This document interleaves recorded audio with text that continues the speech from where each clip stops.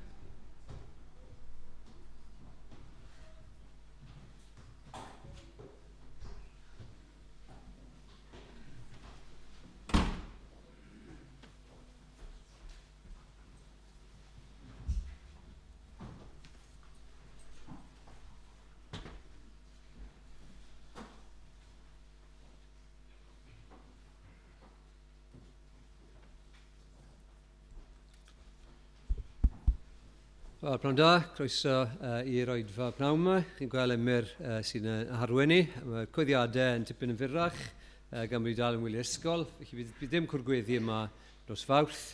Wedyn Sul nesaf, ni'n disgwyl i gymryd y ddwy oedfa Parc Derek Adams o Aberystwyth. A bydd Emyr yn Aberystwyth yn cymryd y ddwy oedfa yno. Bore Sul nesaf, gwneud gyfarfod aelodau byr iawn ar ôl yr oedfa y bore. Jyst atgoffa chi hefyd, achos mae'n Sul ola'r mis, casgad y mis ar gyfer gwaith union, hyfforddi pobl i'r weinidogaeth, felly cofiwch am y casgliad yna. Ewch ni weddio. Diolch i ti Arglwydd am y diwrnod yma. Diolch am Sul y Pasg. A diolch am yr hyn glywon ni y bore yma. Gan ni'n gweddio y byddai'r gwirioneddau yma yn reality i ni. Byddwn ni wir yn gwybod, byddwn ni'n dod heno, ni'n meddwl am yr hanes yna, yr ddau'n cerdded y maes, a'r Arglwydd Iesu yn esbonio bod y Beibl i gyd yn sôn amdano fe. Gan ni'n gweddio byddwn ni'n deall hyn, ac byddwn ni'n deall ddim jyst gyda'r meddwl, ond hefyd yn gallu dweud bod yn colonna ni a dan o'n mewn ni. Ni'n gweddio byddwn ni wir amdano ni nawr, wrth ni ddarllen dair di, wrth i Emyr esbonio y gair sanctaidd, y eiriau di, ni'n gallu trystio'n llwyr yn yr hyn sydd gyda ti ddweud wrthyn ni, ac ni yn gallu profi tangnefedd, oherwydd bod y pethau yma'n wir, bod ni'n gallu gwybod am yr heddwch yma, bod ti'n mynd i fod gyda ni, dy fod ti yn eiriol droso ni. Bydd gyda ni nawr fan hyn, ac ni'n gwybod bod yna oedfawn eraill yn digwydd nawr am 5 y gloch ac am 6 y gloch. Mae'n gymaint o lefydd trwy'n gwlad ni. Ni yn gweddio Arglwydd. Y bydde ti wir yn trigyrhau, ac trwy nerth ysbryd glân, y bydde pobl, meddwl nawr am rai sydd felly wedi pasio yr adeilad yma. Bydden nhw'n cael ei atgoffa beth yw'r diwrnod yma, ac y bydden y rai o'r newydd yn gweld gogoniant Iesu Grist, gweld ei hangen i ddod at y gwiredwr. Bydd gyda ni nawr. Diolch bod ti yn ateb yn gweddio ni ac yn gwrando arno ni, gan ein bod ni'n dod yn enw ac yn heiddiant yr Arglwydd Iesu Grist. Amen. Amen. Amen. Diolch Dewi. Ni newydd gannu ti allan o aid yr hyfryd wawr ar led, goleued ddeiar Lydan. Mae'n emyn gyntaf ni nawr yn weddi am yr un peth mewn ffordd. Rhif 416 yn y llyfr yma. Holl deyrnasoedd byd yn gyfan sydd yn eiddo'n harglwydd ni. Ei lywodraeth sydd yn eang. Mae ei enw uwch pobri. Boed yn amlwg ei ogoniant ef a'i ras. Iesu, estyn dy deyrn wialen dros derfynau eitha'r byd. Cod dyfaner at y bobloedd, atat tyn y rhain i gyd. Gan bob llygad, gweler iachawdwriaeth Duw. Nawn ni sefyll i ganu dyn gilydd. Amen.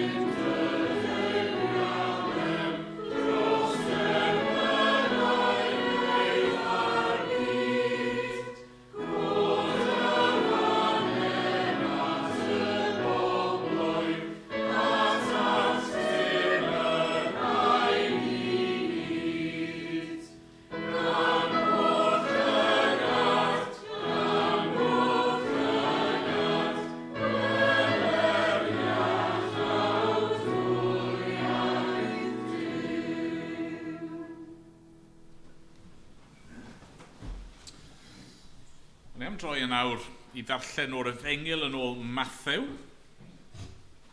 Bore yma wnaethon ni ddechrau, edrych ar diwedd penod 27 mewn i benod 28. Yn heno ni'n mynd i orffen y benod yma. Felly Mathew penod 28 ac adnodau 11 ymlaen i ddiwedd y benod.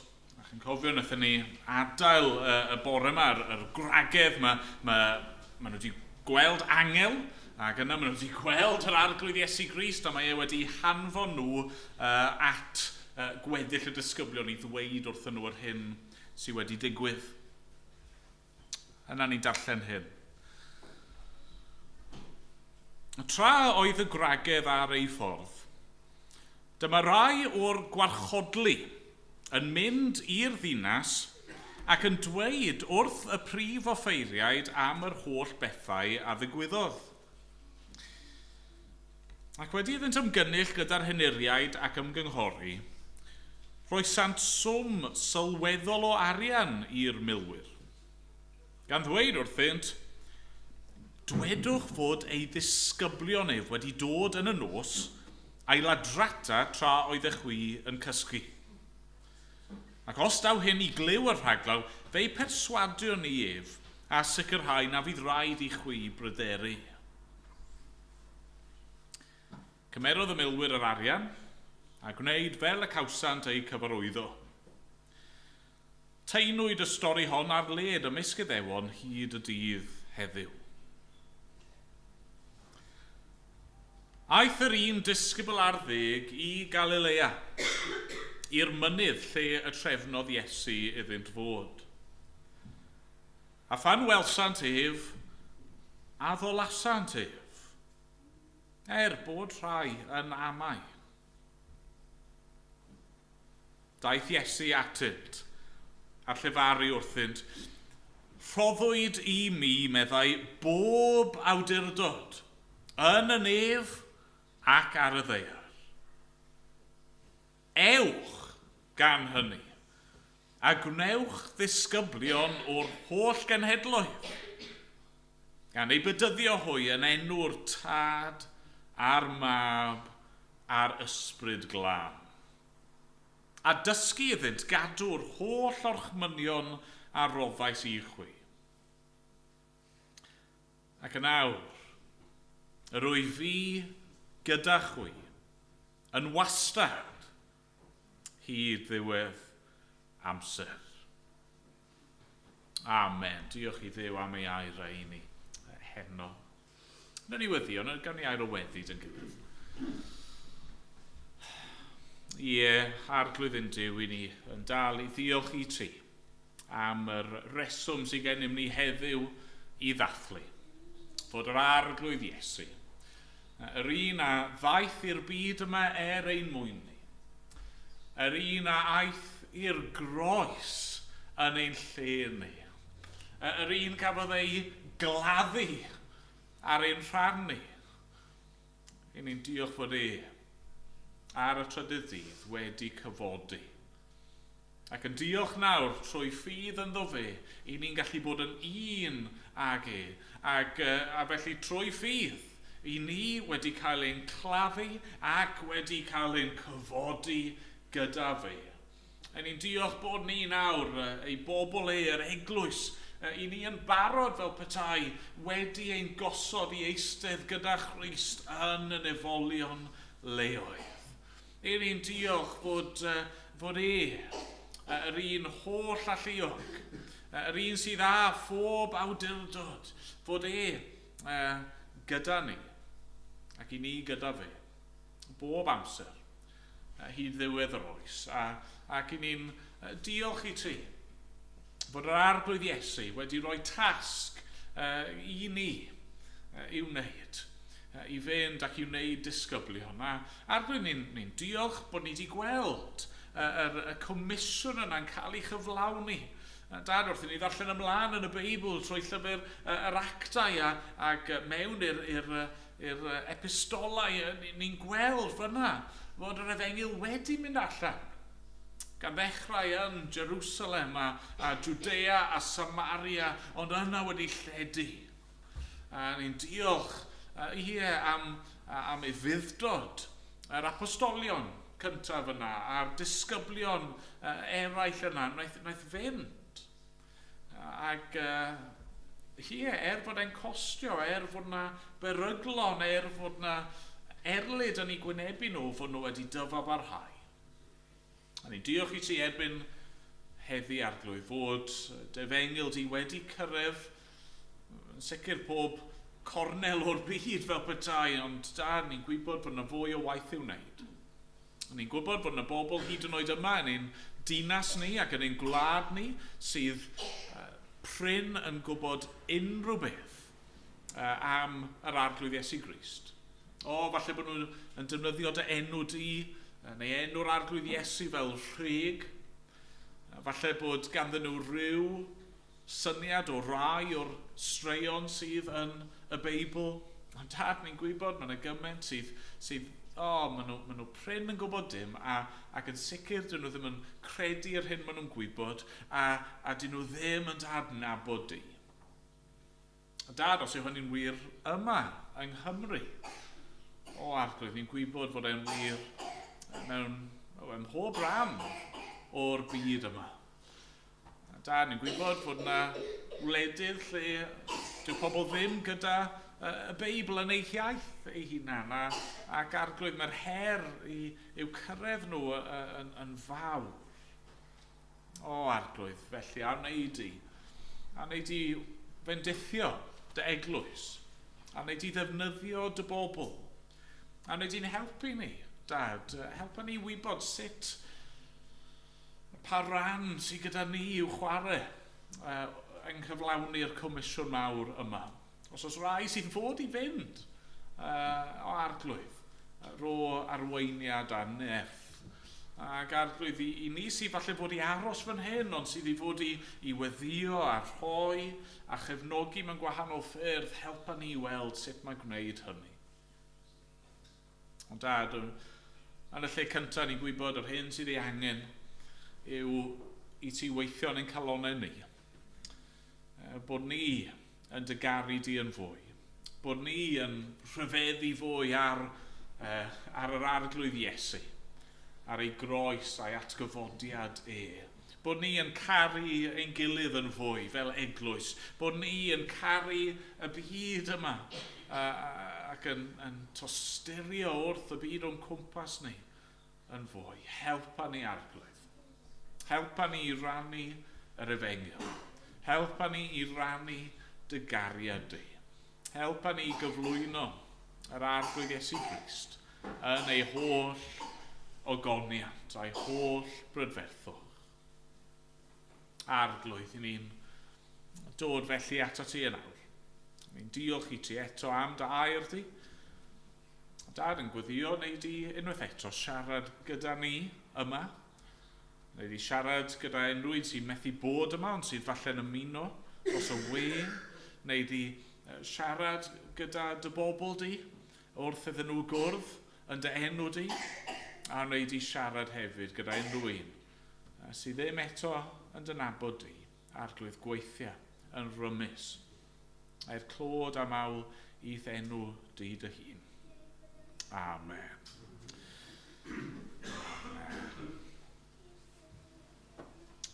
Ni'n mynd i gannu o'r atodiad nesaf. Rhif 59. Yng Nghrist ei hun, mangobaith i.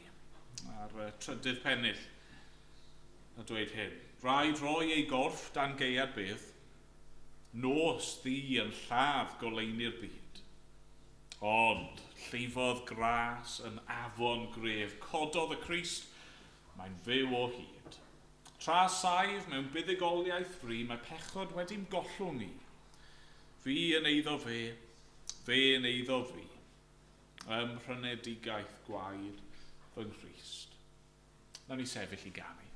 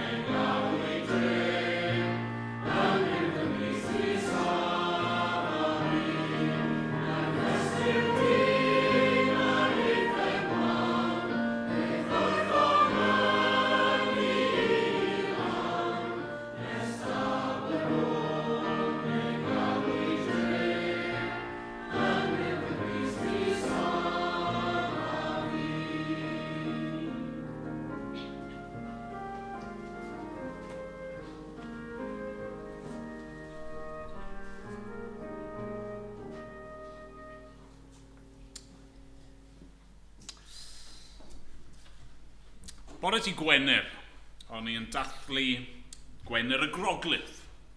Fe glywon ni yn do am yr arglwydd Iesu yn cael ei gamdrin, yn cael ei boenydio, yn cael ei ladd, yn cymryd arno fe ei hun cos, pechod, y ddynoliaeth, ac yna'n cael ei gladdu. A fe welon ni'n nid dyna ddiwedd y stori. Diolch byth. Yna bore yma, o'n i'n dathlu Sul y Pasg, bore y Sul, ac fe glywon ni am yr atgyfodiad fod y gwragedd wedi mynd at y bedd yn fore a bod yr garreg wedi cael ei rolio i ffwrdd ac angel wedi ymddangos a fod y bedd yn wag, fod Crist wedi ei gyfodi a fod e wedi cyflawni ei waith o ennill maddeiant a bywyd i'w bobl e. Ond nid dyna ddiwedd y stori chwaith, efe? Mae yna fwy. A bydd yr hyn ni'n gweld heno ddim diwedd y stori chwaith. Hynny yw, nid diwedd Mathew yw diwedd y stori efe, achos mae gennym ni wedyn llyfr yr actau ac yna ymlaen i ddiwedd hanes. Ond be fi eisiau gwneud nawr yw edrych ar yr adran a ddarllenon ni. Gweld beth sydd yn digwydd nesaf. Ac be nath yn haroi, sa'n cofio fe'n taro fi yn yr un ffordd o'r blaen, yw yr gwrthgyferbyniad yma, contrast yma, rhwng be mae'r arweinwyr crefyddol a'r milwyr yma o fod yn gwarchod y beth, be mae nhw'n gwneud o'i gymharu gyda beth ni'n ei weld o'r arglwydd Iesu Grist a'i ddisgyblion e. Felly, 3 pwynt sydd yn ei heno, 3 peth fi eisiau tynnu'n sylw ni atyn nhw, a mae'r 3 peth yma'n gwrthgyferbynnu a'i gilydd. Y peth cyntaf, felly, yw anallu ac awdurdod. Anallu ar yr un llaw ac awdurdod. Nid i weld yr anallu gyntaf. Ni'n clywed yn dini am y milwyr yma. Y milwyr yma sydd ddim wedi gallu gwneud i gwaith nhw o gwbl na fo. Nhw fod i warchod y beth. Ac yma nhw wedi cael ei flatyno yn llythrenol. Ac yna ni'n clywed bod rai o'r gwarchodlu, dyn nhw ddim i gyd yn llwyddo i fynd, ond mae rai ohonyn nhw'n mynd bach yn dribs and drabs, yn mynd nôl i roi adroddiad. Adroddiad i bwy? Wel, adroddiad i'r prif offeiriaid ac i'r heneriaid. A chymod be, mae yna rhywbeth eironic braidd yn hynny yn does. Erbyn hyn, pa awdurdod sydd gan rhain? Wel, dim. Os oedd y milwyr wedi methu yn ei tasg nhw, mae'r prif offeiriaid a'r heneriaid, y rai oedd fod yn arweinwyr i'r genedl ac yn pwyntio nhw at Dduw ac at ei Feseia, mae nhw wedi methu yn llwyr. Y cwbl ni'n gweld fyna nawr yw anallu, yn dyfa. Mae llen y deml wedi rwygo. Pa angen sydd am y prif offeiriaid yna, mwyach?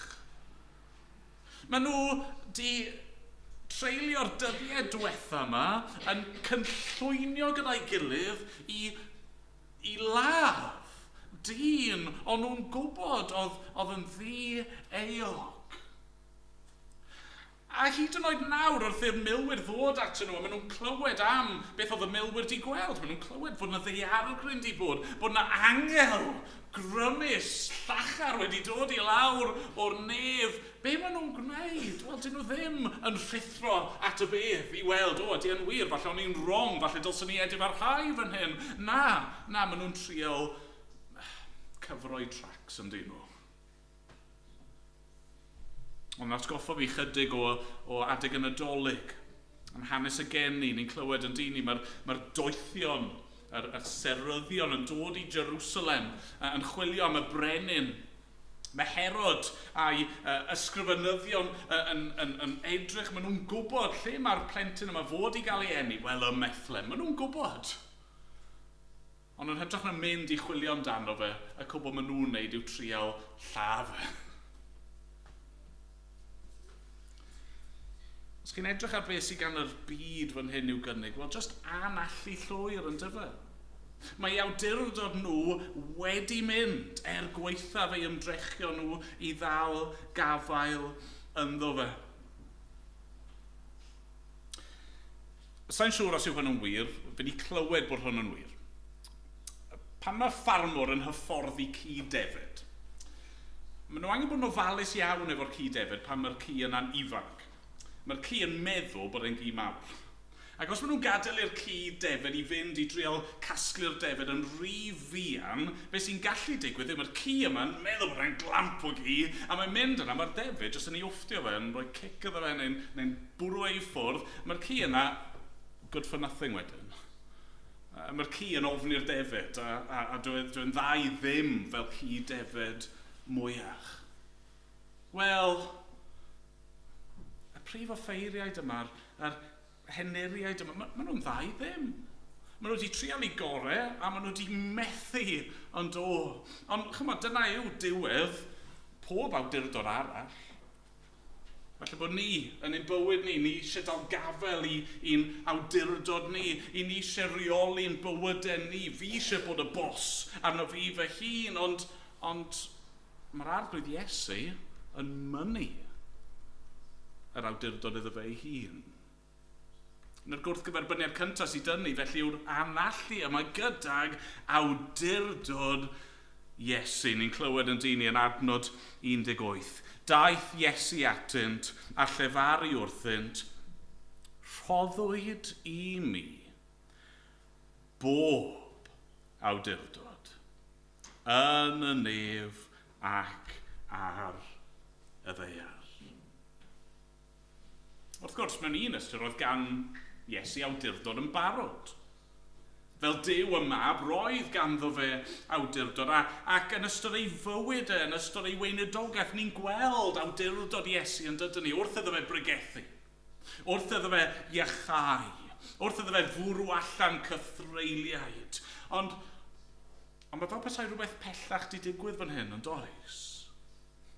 Nawr fod e wedi cwblhau ei waith, nawr fod e wedi atgyfodi, nawr fod e ar fi'n esgyn yn ôl at y tad i eistedd ar ei orsedd, nawr, mae fel petai'n glir, mae wedi cael ei gyhoeddi yn do, yn ddi amau.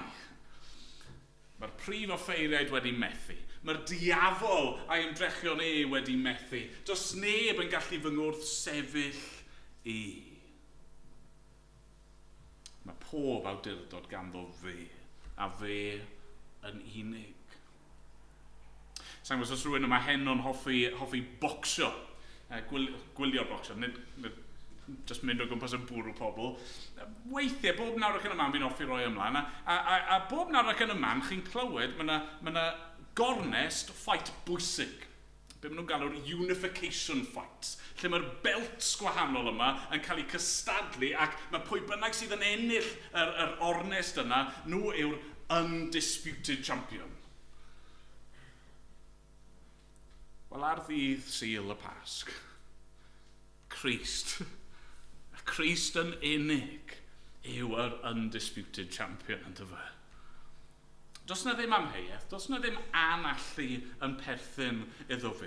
Dyw e ddim wedi twyllo mwyn cyrraedd lle mae e. Dyw e ddim wedi trial dal gafel fel petai yw awdurdod. Na, gwrthwyneb. Nath e roi lan ei awdurdod. Fe nath e ddod a gwagio ei hun a dod fel gwas. A felly nawr fod e wedi gorffen ei waith, mae e yn cael ei gyhoeddi fel yr un sydd â phob awdurdod yn y nef ac ar y ddaear. Be chi'n mynd i ddewis heno? Chi'n mynd i ddewis anallu, gwendid y byd yma, a'i systemau, neu ydych chi'n mynd i ddewis yr un sydd â phob awdurdod? Yna, ni'n gweld gwrthgyferbyniad arall. Yr ail gwrthgyferbyniad yw celwydd a comisiwn. Celwydd a comisiwn. Mae'r arweinwyr yn clywed am yr hyn sydd wedi digwydd, ond fel wedi gweud, dyn nhw ddim eisiau cyfadde bod nhw wedi gwneud cymgymeriad, na, maen nhw'n trio cuddio'r peth. Ni'n clywed yn adnod 13 ac 14 hyn.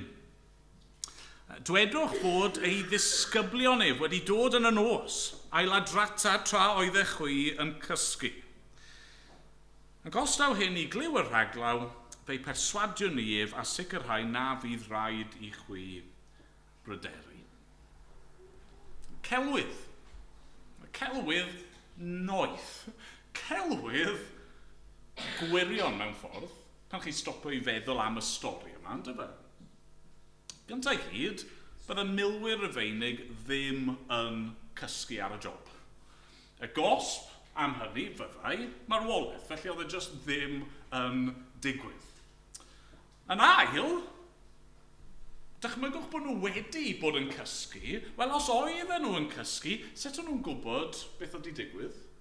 Pan i fi'n cysgu, fi'n oblivious i beth sy'n mynd ymlaen. Ond maen nhw rwsut wedi cysgu, ond eto ar un pryd yn gwybod bod y disgyblion wedi dod yn y nos ac wedi dwyn y corff. Mae'n nonsens. Ac ydy e wir yn gredadwy? Byddai'r disgyblion yma yn meiddio dod o bosib cael ei dal gan y milwyr Rufeinig yma, a bod nhw wedi snico a wedi llwyddo i symud y garreg enfawr yma i rolio fe ar ei ochr. Mae'n gelwydd, a dwi ddim yn gelwydd arbennig o dda, ydy e? Mae mor anghredadwy. Ond mae Mathew eisiau ni sylweddoli teimwyd y stori hon ar led ymysg Iddewon hyd y dydd heddiw. Ond yr cwbl sydd gan y byd yw gynnig mewn ffordd yw celwydd neu weithiau hanner gwirionedd. Ond mae pobl yn barod i gredu. Mae pobl yn barod i gredu. Mae'n rhyfeddol parodrwydd y galon ddynol i gredu nonsens.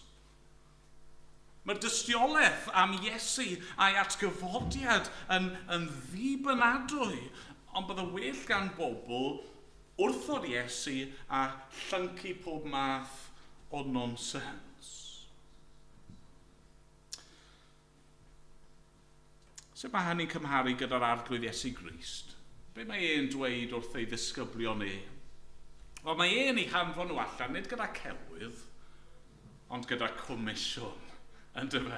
Mae'r un yma sydd â phob awdurdod yn y nef ac ar y ddeiar yn anfon ei ddisgyblion allan i gyhoeddi'r gwir. Adnod 19. Ewch gan hynny. A gwnewch ddisgyblion o'r holl genhedloedd gan ei bydyddio hwy yn enw'r Tad a'r Mab a'r Ysbryd Glân, a dysgu iddynt gadw'r holl orchmynion a rofais i chwi. Mae'n dweud wrthyn nhw i fynd. Ddim i aros lle maen nhw, ddim, fi'n iawn, fi'n gwybod y gwir, ond fi'n mynd i aros fan hyn. Na, ewch. Ewch, nid jyst at eich teulu, nid jyst at eich ffrindiau, nid jyst at y bobl sy'n debyg i chi, y bobl chi falle yn hoffi, ewch at yr holl genhedloedd. Ewch i wneud beth? Wel, i bregethu. I alw pobl i edifeirwch a ffydd. Dyna mae'n golygu i wneud disgyblion. Yn dyfa dangos i bobl bod nhw ar goll ac angen help a mae'r unig gobaith sydd gyda nhw yw credu yn yr arglwydd Iesu. Dangos iddyn nhw beth mae'n golygu i fyw a bod yn ddisgybl i Iesu. Ac yna pan mae pobl yn ymateb, derbyniwch nhw. Bedyddiwch nhw yn enw'r Tad a'r Mab a'r Ysbryd Glân i ddangos bod nhw nawr wedi dechrau bywyd newydd. Bod ei hen ffordd o fyw wedi mynd. Bod eu pechod nhw wedi eiolchi i ffwrdd. Bod ei euogrwydd nhw wedi ei chladdu gyda Crist a maen nhw nawr yn dechrau'r bywyd newydd. A dysgwch nhw. Dysgwch nhw sut i fyw fel pobl yr arglwydd. Dysgwch nhw sut i wneud mwy o ddisgyblion. Na'r comisiwn. Na'r gwaith mawr mae'r arglwydd Iesu yn rhoi. ewch i wneud disgyblion, fydd yn gwneud disgyblion, fydd yn gwneud disgyblion, ac yn y blaen. Nes i weid, nid dyma ddiwedd y stori yma. Mae'r stori yma mynd i fynd ymlaen, ac ymlaen, ac ymlaen. Mae'r clociau di troi neithiwr, fi'n siŵr bod ni gyd i blino ar ôl cael awr llai o gwsg. A chi yn gobeithio nawr o'r diwedd, falle bod y gwanwyn wir yn mynd i gyrraedd. Mae pethau yn tyfu, mae digon o chwyn yn tyfu dyn ni'n barod yn yr ardd, ond mae'n hyfryd yn dydy. Mae'n rhyfeddol gweld y patrwm yma. Mae Duw wedi osod yn y greadigaeth. O pethau'n tyfu ac yn had. A dwi ddim yn gyd ddigwyddiad ydy e. Tasach chi'n troi lyfr Genesis, pennod 1, pryd mae Duw yn creu y pethau hyn? Wel, Genesis 1, adnod 11, dwedodd Duw, dyged y ddeiar dyfiant, llysau yn dwy'n had, a choed ir ar y ddeiar yn dwy'n ffrwyth a had ynddo, yn ôl ei rhywogaeth. Pryd mae'r pethau hyn yn digwydd? Maen nhw'n digwydd ar y trydydd dydd. Fi ddim yn credu fod hynny yn gyd-ddigwyddiad o gwbl ydy e. Be sy'n digwydd fan hyn ar y trydydd dydd? Wel, mae Crist, y blaenffrwyth o petai o'r meirw yn codi. Yr un sydd yn llawn bywyd. A be mae e'n gwneud? Wel, mae'n anfon i ddisgyblion i hau had. A be sy'n mynd i ddigwydd pan mae'r had yna'n cael ei hau? Wel, mae'r had yna'n mynd i ddwy'n ffrwyth. Ac yna mae'r ffrwyth yna yn ei dro yn mynd i fod â had ynddo fe sydd yn mynd i lledu ac yn mynd i ddwy'n mwy a mwy o ffrwyth gogoniant i Dduw. Pa'n chi'n mynd i ddewis? Celwydd? Neu'r comisiwn yma? Wel, un dydd mae pob celwydd, pob drygioni yn mynd i gael ei sgubo i ffwrdd. Ond mae comisiwn yr arglwydd Iesu Grist yn mynd i gael ei chwblhau. Mae ei deyrnas yn mynd i sefyll am byth. Mae'r gwaith yma mae e'n ei wneud yno ni a trwy ni yn mynd i barhau a cael ei weld am dragwyddoldeb. Celwydd, y comisiwn. A na mae'n un gwrthgyferbyniad ola gyda ni.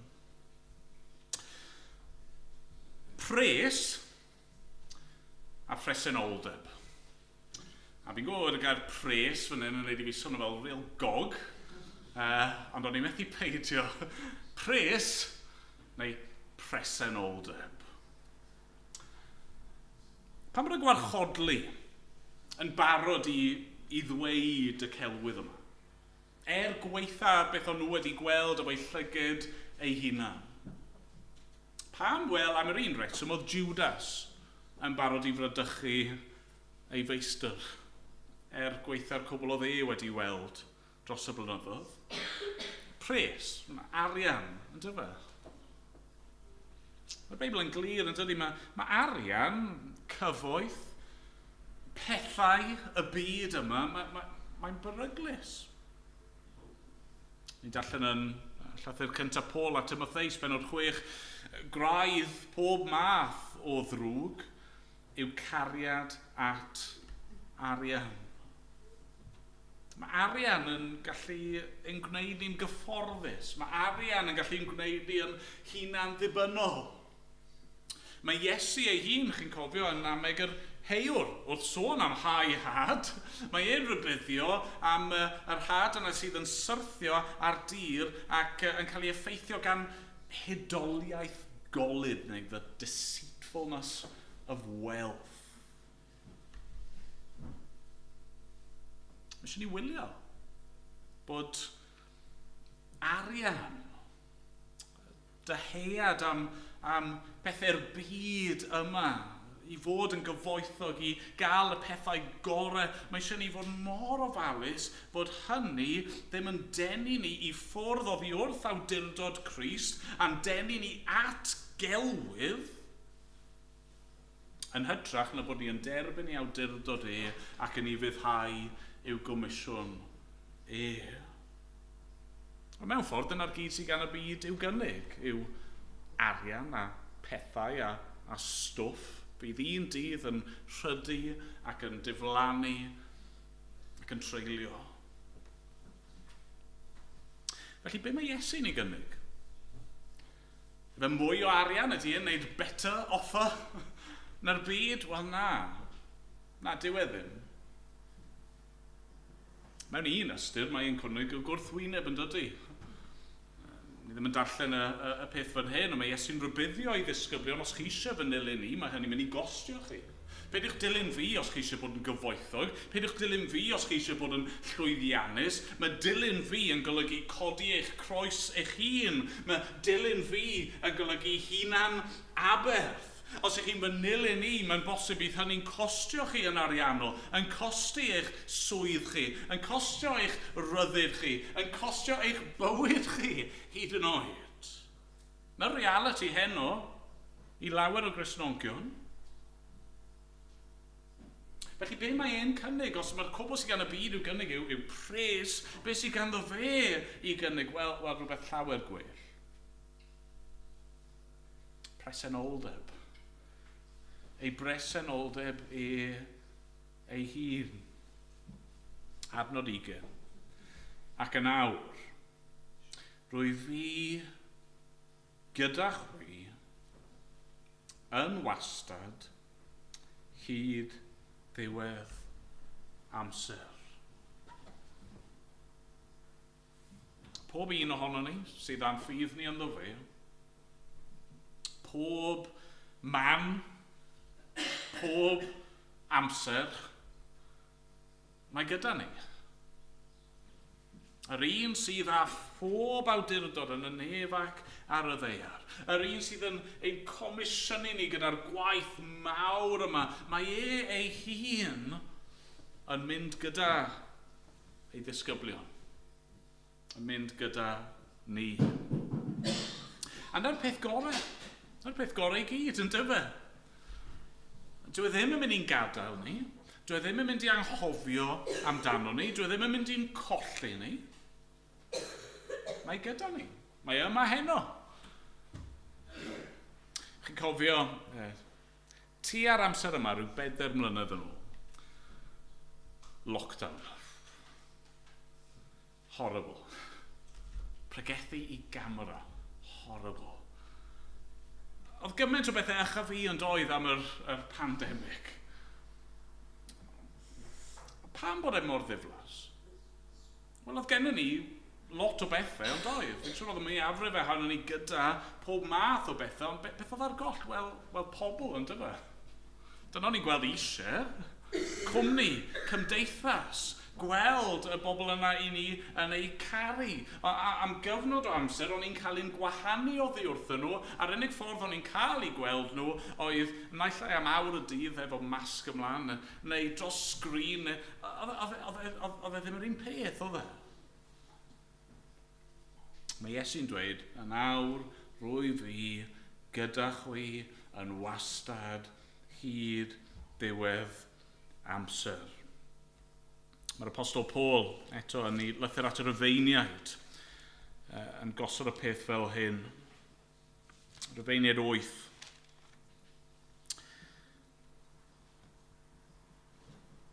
Pwy a'n gwahana ni oddi wrth gariad Crist? Ai gorthrymder, neu ing, neu erlyd, neu newyn, neu noethni, neu berygl, neu gleddyf. Falle mae dyna fydd yn ein gwynebu ni fel Cristnogion. Nid pres, ond y pethau yna. Rwyf yn gwbl sicr, na all, nac angau nac einioes, nac angylio na thywysogaethau, na'r presennol na'r dyfodol, na grymusterau, nac uchelderau, na dyfnderau, na dim arall a greuwyd. Ein gwahanu ni oddi wrth gariad Duw, yng Nghrist Iesu ein harglwydd. Diolch iddo. Mae'r un yma sydd â phob awdurdod. Yr un yma sydd yn rhoi'r comisiwn mawr i ni. Does dim byd yn gallu'n gwahanu ni oddi wrth ei bresenoldeb e. Diolch iddo. Amen.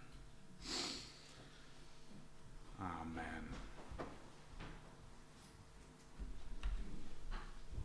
Ganwn ni.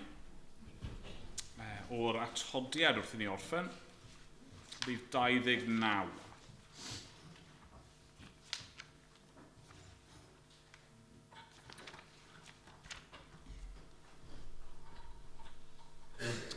Iesu roes a ddewyd hyfryd cyn ei fynd i ben ei daith. Yr anfonau ef ei ysbryd i roi bywyd yn ei waith. Dawn yr ysbryd digon i'r disgyblion fi. Nes i wedi, dyma ddiwedd y stori ni'n edrych ymlaen yn barod i'r Pentecost yn deulu, ond nawn ni sefyll a nawn ni ganu mawl dyn gilydd.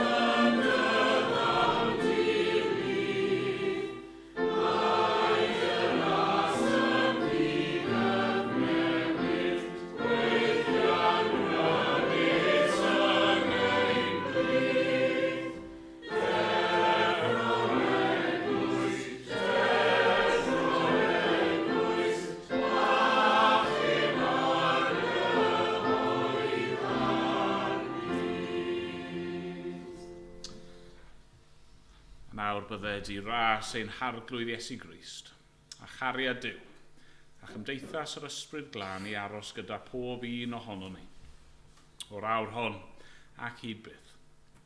Amen.